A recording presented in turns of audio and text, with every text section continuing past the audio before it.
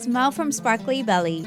Today I'm making this beaded poinsettia applique to add sparkles to your holiday costumes or decor.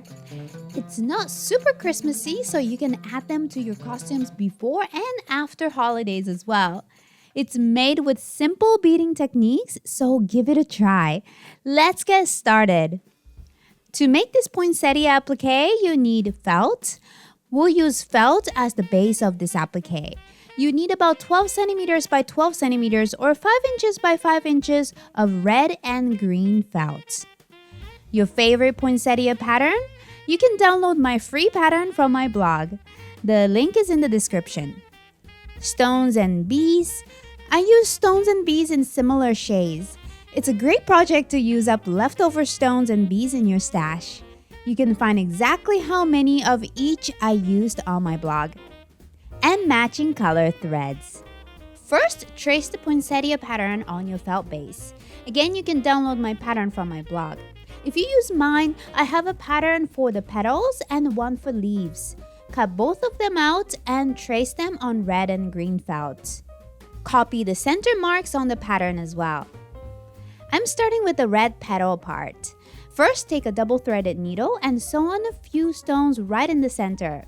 I used these 3 light gold stones. Next, trace the outline using these gold seed beads.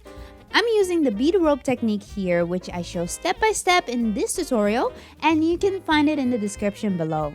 It's a great technique to outline a shape or frame a stone. I traced the outline of all these petals using this technique. Then take large stones and sew them on randomly. Next, medium size. You can mix in stones, bees, sequins, anything goes. I'm going for organized randomness here though. Mix different pieces in all areas so every section has a little bit of all elements. They appear to be randomly placed, but it's pretty when you look at the whole thing. I like this technique of mixing different sizes of stones and bees in an applique because it's very easy. It doesn't take much sewing techniques, but mixing textures makes the finished piece look more sophisticated. Key is to keep your color theme consistent, so here I use dark to light shades of red and the little surprises of gold and beige. Then fill in the rest with smaller stones and bees. It's like coloring the empty areas with bees. Once all areas are filled, cut along the outline. Be careful not to cut any threads on the back. Once the petals are complete, let's move on to the leaves. As we did for the petals, work on the outline first. I used the same bead rope technique with these green seed beads. For the leaves, you just need to work on the visible sections. My pattern shows where the layers overlap with dotted lines, so check the pattern and decorate the visible areas and a little bit inside the dotted lines to make sure undecorated areas don't show under the petals. Use the same technique to place your beads randomly to fill the rest of the leaves.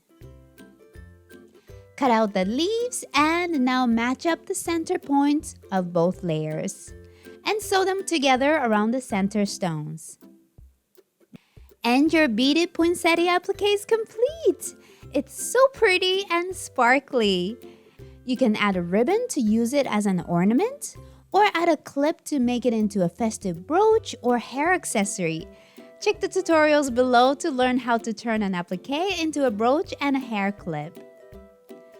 And of course, you can add it to your costume for your winter performances.